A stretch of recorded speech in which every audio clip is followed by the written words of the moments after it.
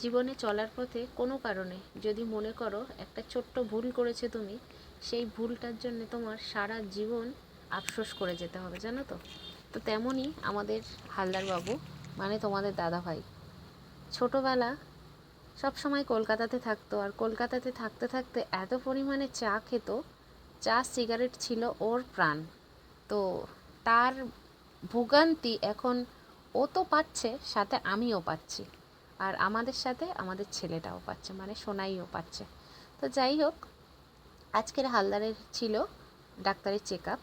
তো সকাল সকাল ঘরের কাজবাজ গুছিয়ে নিয়ে চলে এসেছি ডাক্তারের চেম্বারে। এসে বসে আছি, এখনও পর্যন্ত ডাক্তারবাবু আসেনি। আর আমাদের সঙ্গে এসেছে আমার বড় ননদ, কারণ উনিও দেখাবে, ওনারও একই সমস্যা। জানি না কেন ওনাদের ভাই বোন বাবা মা সবার একই সমস্যা, সবার মাথা ঘোরার সমস্যা, মানে মাথার সমস্যা। ওদের প্রত্যেকের না মাথা ঘোরে, এটা হলো ওদের একটা সমস্যা। তো যাই হোক, আমরা এসে ডক্টরের চেম্বারে বসে আছি, মানে চেম্বারের সামনে বসে আছি, আর এখান থেকে হাজার হাজার লোক যাচ্ছে। আর এটা কিন্তু হসপিটাল। আগে ওকে প্রাইভেটে দেখাতাম, তো সেই প্রাইভেট ডক্টরটা হসপিটালে মানে উনিও হসপিটালেও আসে, তো ওনার একটা আলাদা চেম্বার আছে। তো সেই চেম্বারে এসে আমরা বসে আছি, আর এখান থেকে হাজার হাজার মানুষ যাচ্ছে। তো যাই হোক, হসপিটালে এলে না অনেক কিছু দেখা যায়। তো আমি না আগে হসপিটালে আসতে ভীষণ ভয় পেতাম, কারণ হসপিটালে ভীষণ মরা মানুষ থাকে, সবাই বলে ভূত পেত থাকে। আমি না সত্যি কথা বলতে প্রচণ্ড ভয় পেতাম, তো তার জন্য করে আমি হসপিটালে আসতাম না। তো মানে বলে না, তুমি যেটাকে দেখে ভয় পাও বা যেটা তুমি অ্যাভয়েড করে চলতে চাও, সব সময় দেখবে সেই জিনিসটা তোমার জীবনে সব থেকে বেশি ঘটবে, জানো তো। আর আজকের না নিজেকে খুব অসহায় লাগছে, জানো। শুধু আজকের বলে না, আমি আজ 3 বছর ধরে মানে নিজের সাথে নিজে এতটা পরিমাণে লড়াই করে যাচ্ছি না। আমার না আগে কেউ আছে, না পিছনে কেউ আছে, না পাশে কেউ আছে। কেউ এসে আমার হাতটা ধরে এইটুকু বলে না যে তুই চিন্তা করিস না, আমি আছি বা আমরা আছি। তো যাই হোক, প্রত্যেকের বিপদে, নিজের লোক বলো আর বাইরের লোক বলো, প্রত্যেকের বিপদে আমি অন্তত কম পারি বেশি পারি, প্রত্যেকের বিপদে গিয়ে একটা কথা বলেছিলাম, চিন্তা করো না, আমি আছি তো, তোমাদের সব কিছু ঠিক করে দেবো। তা প্রত্যেকের জীবনের সব কিছু সমস্যার সমাধান মিটিয়ে এসেছি। কিন্তু যখন আমার জীবনে সমস্যাগুলো এলো, তখন আমার পাশে কেউ নেই, জানো তো। মানে নিজেকে খুব মানে কি বলে না, সব থেকে দুঃখী বলে মনে হয়। তো যাই হোক, আজকের খুব কষ্ট লাগছে। আর আমি যে এইভাবে বসে আছি, তোমাদের দাদাভাই আমাকে দেখেও খুব কষ্ট পাচ্ছে। কিচ্ছু করার নেই। সারা জীবন তুমি সংসারের জন্য প্রাণপাত করে খেটে যাবে, তবু কিন্তু কারোর চোখে তোমার কষ্টটা পড়বে না, তোমার স্যাক্রিফাইসটা পড়বে না, জানো তো। তো যাই হোক, অনেক দিন নিজের প্রতি কোনো যত্ন নেওয়ার সময় পাইনি। তার কারণ গ্রামের বাড়িতে বাড়ি করা হচ্ছে, তোমরা সবাই জানো। সেখানে যাওয়া আসা বাইক নিয়ে, এত পরিমাণে রোদ আর এত পরিমাণে গরম। তো রোদে টেনে পুড়ে গিয়ে এমন পরিমাণে ট্যান পড়ে যাচ্ছে হাতে পায়ে মুখে গলা।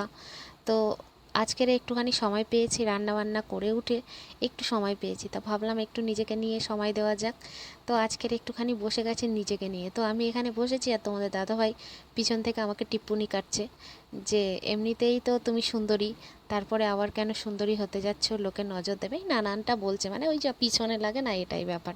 তো চলো, সবসময় নিজেকে একটু খেয়াল রাখতে হয়। হ্যালো সবাইকে, সবাই কেমন আছো? আশা করি ভালো আছো, আমিও ভালো আছি। অনেক দিন ধরে কোনো ভিডিও পোস্ট করছি না, তার কারণ শরীরটা ভালো নেই, মনটাও ভালো নেই। আর দেখবে, শরীর মন যদি না ভালো থাকে, তো কোনো কাজ না ভালো করে করতে পারবে না। তো যাই হোক, আজকে সন্ধ্যেবেলা সোনাই কিছু ফুচকা এনেছে, আর ভাবলাম কি তোমাদের সাথে একটু কিছু শেয়ার করা যাক। তো ফুচকাটা সোনাই নিয়ে এসে, আর আমাদের এখানে না ঘুগনি দিয়ে ফুচকা বিক্রি হয়, জানো তো, খুব ভাল লাগে খেতে। তো আমার মুখে কিছু ভালো লাগছিল না, তা সোনাইকে বলেছি নিয়ে একটু টক ঝাল খাই, খেতে ভালো লাগে। তো দেখো, ফুচকা নিয়ে এসে ও রেডি করে আর ওর বাবাকে দিচ্ছে, আর আমাকে ডাকলো। আমি শুয়েছিলাম, আমাকে বলছিল মা ওঠো একটু খাও। তো যাই হোক, উঠে বসেছি, বসে ওই ফুচকাগুলো সব রেডি করেছে। আর এই ঘুগনি ফুচকাটা না খেতে আমার খুব ভালো লাগে। আর তোমাদেরকে একটা কথা বলি, শরীরটা এত খারাপ, তো তোমাদেরকে নববর্ষের কোনো শুভেচ্ছা বার্তা দেওয়া হয়নি। তো সবাইকে জানাই নববর্ষের অনেক অনেক শুভেচ্ছা। সবাই ভালো থেকো, সুস্থ থেকো, আর নতুন বছর তোমাদের সবার সুন্দর কাটুক।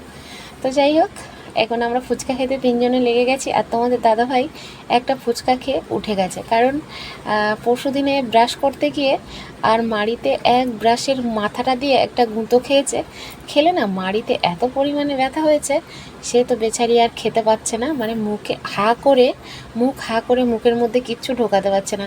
তো যাই হোক, এমনিতে ফুচকাটা ঝাল ঝাল করে মেখেছে আর বলছিল বলে একটু খেয়ে দেখি, তা বেচারি সে হাঁ করতে পারছে না বড় করে, যে একটা ফুচকা মুখের মধ্যে ঢোকাবে, হাঁ করতে পারছিল না। তো সোনাই সন্ধ্যাবেলা ফুচকাটা নিয়ে এসে বাবাকে একটা দিল, আর ওর বাবা উঠে গেল, খেয়ে উঠে গেছে হালদার, কারণ খেতে পাচ্ছিল না, মানে মুখটা বড় করে হাঁ করতে পারছে না।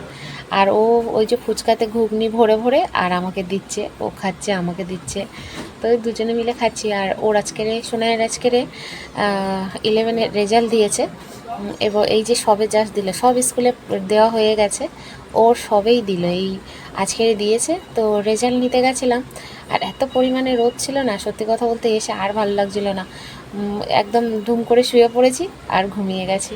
তো যাই হোক, এই সন্ধেবেলা উঠলাম, উঠেই খুব জোর খিদে পেয়ে গেছে, আর এখন এত পরিমাণে গরম পড়ছে, মনে হয় না যে দুপুরে একটু পেট ভরে ভাত খাই, মানে খাওয়া দাওয়া চলে গেছে। আর তার মধ্যে শরীরটা ভালো নেই, আর মুখে কিছু ভালো লাগছে না। আর এদিকে এই দেখো আমার ছেলের কাণ্ড দেখো, এই বড় বড় লঙ্কার কুচিগুলো নিয়ে নিয়ে সব বেছে বেছে একটা ফুচকার মধ্যে নিচ্ছে।